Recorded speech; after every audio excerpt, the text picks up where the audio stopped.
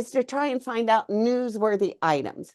The MarketPulse results have been in USA Today, in Forbes, in Inc., you name it, it's been there. But we're always looking for those next or those newsworthy items.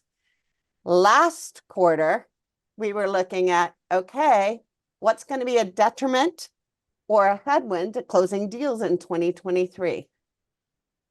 In the lower middle market and in the Main Street, those high interest rates.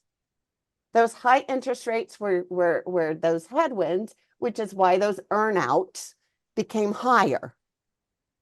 Because A, cost of money goes up, value of business goes down. So we've also got inflation, the lending practices, some people said other, and then we've got the election year here in the US. Everybody knows what's going on. That's going on. And then, COVID policies are still impacting some industries and locations. It's nice to know that COVID is going to drop off the radar soon, finally, and even off of valuations and everything. It'll just be in the past, and we won't have to deal with it, hopefully. So yeah, I was at a conference the other day, and we were talking about how's COVID being looked at. Now we're still going back 5-6 years to see a trend, but those blips are being normalized, and they're not. It's also why there's increased earnouts, because if it started your streak up at that point, the value may not be the same going forward. And then, so all we want to do is to have you participate, because it is your resource. It is what we get to do, and we get to make more money by doing it. As Lou Vesio always says, why do you do anything? Well, we want to make more money. So having the industry reports, we can make a lot more money. And speaking of what Ron told you at the very beginning, if you really want to know some of those items that we are going to dig in, and you're going to the conference and you want to attend our workshop, you will see that we're going to dig into all of these reports and provide, what you can do with it.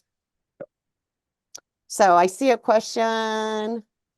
Yeah, people would like to put in their, put in your questions. If you want to raise your hand, now's the time. We'd love to have you come on. We'll take a few more minutes for any kind of questions that come through either of those. You want to take Phil's question there, Lisa? Yeah, Phil wants to see more discussion on the future metrics on business brokers' experience with transactional attorney and their impact on getting deals across the finish line.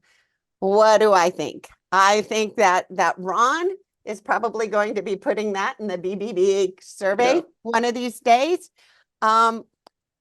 Here's where every state is different on transactional attorneys. We use business attorneys. And one of the things I learned years ago was making sure the right attorneys are involved in the deal.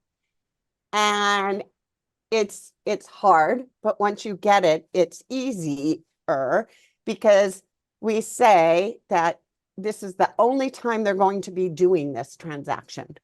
The higher the value deal, the more critical it is. Do they want some attorney learning on their dime, which might be their current business attorney, or do they want to pay for a really good attorney and have them assist their attorney, or their attorney assist them? So getting the right players on both sides and knowing your market. There are two attorneys. If I know they're on opposite sides, we will not work on that deal. Somebody's got to change their attorney, because they will, find every I to dot and T to cross and capitalize and uncapitalize everything within that purchase agreement. But having good attorneys is critical. They can get the deal done quickly. So Phil, not sure that